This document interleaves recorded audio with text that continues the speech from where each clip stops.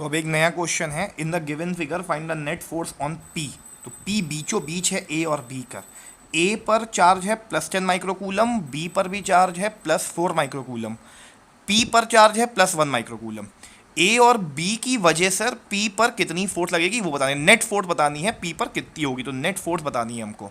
तो अब हमने नोटिस किया कि अगर पी पर देखें तो पी पर एक फोर्स लग रही है ए की वजह से, लेकिन अगर अभी हम बी को फिलहाल बी को इग्नोर करें तो ए पर पी की वजह से एक फोर्स, पी पर ए की वजह से एक फोर्स लग रही है।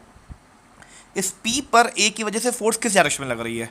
ऑब्वियसली A भी पॉजिटिव है, P भी पॉजिटिव है। अगर दोनों ही पॉजिटिव है तो ये रिपल करेंगे, लेकिन हमें मतलब है फोर्स P पर कितनी है। तो P पर एक रिपल्सिव फोर्स होगी जो कि होगी A से दूर जाते हुए, रिपल करते हुए।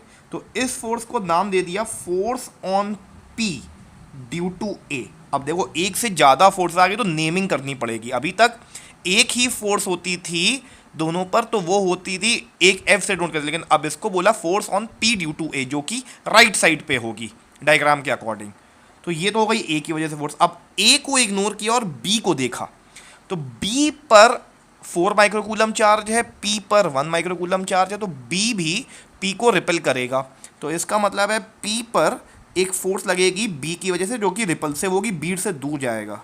तो ये हो जाएगा force on P due to B. तो ये फोर्स कुछ इस तरीके से नेमिंग रिप्रेजेंट किया। अब मैं दोनों ही फोर्सेस को आराम से सॉल्व कर लेता हूं। तो ये हो गया force on P due to A, पहले सॉल्व करें। P और A के बीच की इंटरैक्टिव फोर्स, तो वो तो वही 1/4πε0 Q1 Q2 अपॉन R²। ये तो फॉर्मूला होता ही होता है फोर्स का। तो force on P due to A लिख दिया, 1/4πε0 की वैल्यू हो गई 9 × 10⁹ Q1 कितना है, P पर चार्ज है 1 माइक्रोकूलम, तो 1 × 10⁻⁶। Q2 कितना है, P पर चार्ज 1 है और A के साथ बात हो तो A पर 10 माइक्रोकूलम, तो 10 × 10⁻⁶ होल अपॉन R²। R की वैल्यू है 10 सेंटीमीटर, मीन्स 0.1 का होल स्क्वायर। तो जब आप इसको सॉल्व करेंगे तो FPA की वैल्यू आ जाएगी 9 न्यूटन। सॉल्व करके देखिएगा 9 न्यूटन आएगी, मैं डायरेक्टली लिख दिया है। वैसे ही FPB की वैल्यू, FPB लगाया, FPB में भी यही फॉर्मूला लगेगा, Coulomb law 1/4πε, that is 9 × 10⁹ Q1 Q2 upon R²। तो P पर चार्ज फिर से 1 माइक्रोकूलम, 1 × 10⁻⁶। B पर चार्ज 4 माइक्रोकूलम, तो 4 × 10⁻⁶ होल अपॉन डिस्टेंस फिर से 10 सेंटीमीटर है, इसका मतलब हो गया 0.1 मीटर। तो 0.1 का स्क्वायर, R² नीचे आ गया। तो जो आप इसको सॉल्व करेंगे तो FPB की वैल्यू आ जाएगी 3.6 न्यूटन।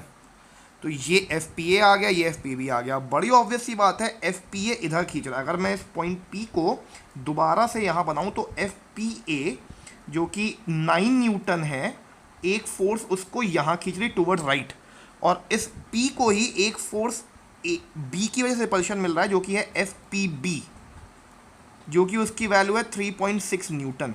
तो एक फोर्स यहाँ खींच रही है, एक फोर्स यहाँ खींच, जो नेट फोर्स होगी, अब आप खुद इमेजिन कर लीजिए, आपको एक कोई पर्सन यहाँ खींच रहा है, एक यहाँ खींच रहा है, तो आपकी नेट फोर्स क्या होगी? आपकी नेट फोर्स हो जाएगी FPA this force minus this force, तो FPA माइनस FPB। तो F नेट हो जाएगा 9 newton minus 3.6, that is equal to 5.4 newton. फिर से एक और क्वेश्चन नया, in the given figure find the net force on P। P बीच में फिर से बिल्कुल सेम ही क्वेश्चन है, बस यहाँ पे +10, यहाँ पे -4। पिछले क्वेश्चन में यहाँ पे +4 था। तो अब P पर नई फोर्स जो नेट फोर्स है वो कितनी होगी? तो फिर से वही मैं फॉर्मूला लिख दूँ। फोर्स का फॉर्मूला होता है 1/4πε0 Q1 Q2 अपॉन R², और ये Q1 Q2 का मैग्नीट्यूड होता है। तो मैंने फॉर्मूला दिया, अब मैं FPA निकालता हूँ। FPA, तो एक P पर फोर्स होगी A की वजह से, तो A भी पॉजिटिव, P भी पॉजिटिव, तो ऑब्वियस ही बात है P रिपल करेगा, तो A की वजह से उस पर एक रिपल्सिव फोर्स लगेगी और वो हो जाएगी FPA इस डायरेक्शन में। तो FPA की वैल्यू पहले निकाल देते हैं। FPA की वैल्यू 1/4πε, मतलब 9 × 10⁻⁹। इंटू Q1 P और A में चार्जेस, तो P पर चार्ज है 1 microcoulomb, 1 into 10⁻⁶। Q2 that is A पर चार्ज, P पर चार्ज इंटू A पर चार्ज, तो यानी कि 10 इंटू 10⁻�6। जो नाम है उन्हीं के चार्जेस, होल अपॉन दोनों के बीच का डिस्टेंस, तो ये हो जाएगा 0.1 का होल स्क्वायर, क्योंकि 10 सेंटीमीटर मीटर में कन्वर्ट करेंगे 0.1, सब कुछ SI यूनिट में लिखना पड़ेगा। तो सॉल्व करेंगे पिछली बार की ही तरह, ये भी वैल्यू आ जाएगी 9 न्यूटन, लेकिन डायरेक्शन देखना, डायरेक्शन टुवर्ड राइट है अगेन। अब बात करते हैं P और B के इंटरैक्टिव फोर्स की। तो P और B के बीच की इंटरैक्टिव फोर्स कैसी है, तो वो FPB और FPB की वैल्यू 1/4π9 इंटू 10⁹ इंटू P और B पे चार्जेस, तो P पर चार्ज है 1 माइक्रोकूलम, 1 इंटू 10⁻�6। B पर चार्ज है -4 माइक्रोकूलम, लेकिन मॉड लगा होता है तो मॉड की वजह से 4 इंटू 10⁻�6 मॉड हट जाएगा, बड़ी ऑब्वियस बात है, मॉड का मतलब साइन हट जाएगा, तो ये आएगा अपॉन 0.1 का होल स्क्वायर। लेकिन अगर डायरेक्शन की बात करें, P पॉजिटिवली चार्ज है, B नेगेटिवली चार्ज है, तो बड़ी ऑब्वियस सी बात है, ये जो P है ये अट्रैक्ट करेगा B की तरफ, तो मतलब ये जो फोर्स लगेगी P पर वो लगेगी टुवर्ड्स B, तो ये हो जाएगा force on P due to B। ये नोटिस करिएगा, तो इस P पॉइंट चार्ज पर एक फोर्स टुवर्ड्स B लगेगी क्योंकि अट्रैक्ट करेगा, तो ये इसकी वैल्यू सॉल्व कर ली, FPB इज इक्वल टू, जब आप इस पूरे को सॉल्व करेंगे तो आ जाएगा 3.6 न्यूटन। अब अगर मैं P पर देखूं तो P पॉइंट पर एक फोर्स लग रही है towards B, FPB attractive force, और एक A की वजह से रिपल्सिव फोर्स लग रही है, वो है FPA। लेकिन इस P पॉइंट पर दोनों ही फोर्स टुवर्ड राइट हैं, तो जो नेट फोर्स होगी, अब खुद समझने वाली बात है, अब नेट फोर्स जो होगी दोनों का क्या होगा, सम होगा कि डिफरेंस होगा, तो नेट फोर्स दोनों का सम हो जाएगा, ये हो जाएगा FPA प्लस FPB, तो ये वैल्यू F नेट की आ जाएगी।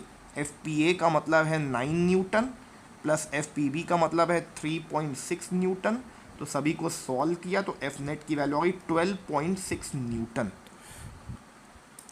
F नेट आ गया 12.6 न्यूटन।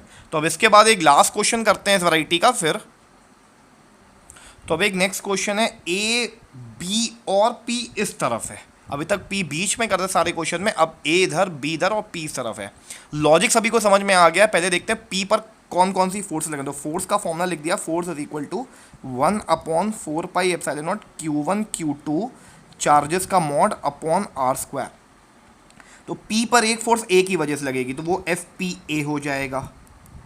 पहले डायरेक्शन देख ले, P और A, देखिए बीच में B है, लेकिन P और A अपने आप में इंडिपेंडेंट है B से, कोई मतलब नहीं। अगर बीच में आ जाता, कोई और भी चला जाता, तो A की वजह से फोर्स लगेगी ही लगेगी, ये नहीं सोचेगा कि अब तो B बीच में आ गया तो इसको रोक देगा, तो A की वजह से P पर फोर्स लगेगी ही लगेगी। तो A पर 10 माइक्रोकूलम चार्ज, B पर +1 माइक्रोकूलम चार्ज, तो दोनों ही पॉजिटिव होने की वजह से रिपल्सिव फोर्स लगेगी, तो P पर A से रिपल्सिव फोर्स इस डायरेक्शन में होगी, तो ये हो जाएगा force on P due to A। तो force on P due to A solve किया तो 1/4πε मतलब 9 इंटू 10⁹। Q1 Q2 का मॉड, यानी कि Q1 हो गया P पर 1 माइक्रोकूलम, 1 इंटू 10⁻⁶। Q2 हो गया इंटू 10 इंटू 10⁻⁶, 10 माइक्रोकूलम अपॉन, लेकिन इस बार P और A के बीच का डिस्टेंस देखिए, इस बार P और A के बीच का डिस्टेंस 10 + 10 तो 20 सेंटीमीटर, मतलब 0.2 मीटर का होल स्क्वायर। तो इसको सॉल्व करेंगे तो आपके पास वैल्यू आ जाएगी, सॉल्व करके देखिएगा वैल्यू आ जाएगी 2.25 न्यूटन। तो FPA की वैल्यू आ गई। फिर देखते हैं P और B की वजह से नेट फोर्स निकालनी है P पर, तो P पर एक फोर्स A की वजह से लगेगी, एक फोर्स B की वजह से लगेगी, तो P और B के बीच में फोर्स हो जाएगी, वो FPB हो जाएगी। तो FPB का पहले डायरेक्शन देखें, तो P और B, P पर पॉजिटिव चार्ज, B पर नेगेटिव चार्ज, तो P ऑब्वियसली B से अट्रैक्ट करेगा, तो अगर अट्रैक्ट करेगा तो यहाँ पे लगेगी वो फोर्स, ये फोर्स हो जाएगी F of P due to B। तो FPB अगर निकालना है तो फिर से लिखा 1/4πε मतलब 9 इंटू 10⁹ Q1 Q2, तो P और B पे Q1 Q2, P पर चार्ज 1 माइक्रोकूलम, 1 इंटू 10⁻⁶, बी पर 4 माइक्रो, तो उसका मॉड हो जाएगा 4 इंटू 10⁻⁻⁶, क्योंकि मॉड लगा हुआ है तो माइनस साइन हट जाएगा, अपॉन आर स्क्वायर 0.1 का स्क्वायर। तो इसकी वैल्यू आ जाएगी एफ पी बी की value on solving will come 3.6 Newton. लेकिन डायरेक्शन आप देख पा रहे हैं, तो पी पर एक फोर्स एफ पी ए इधर लग रही है और एक फोर्स एफ पी बी इधर लग रही है, दोनों में एफ पी बी ज़्यादा है, तो नेट फोर्स जो हो जाएगी, वो जो नेट फोर्स होगी वो हो जाएगी F P B minus F P ए।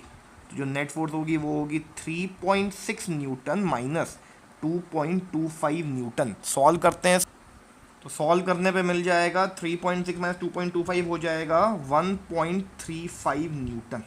ये आ जाएगी नेट फोर्स। और नेट फोर्स का डायरेक्शन कहाँ होगा, इस डायरेक्शन में होगी नेट फोर्स।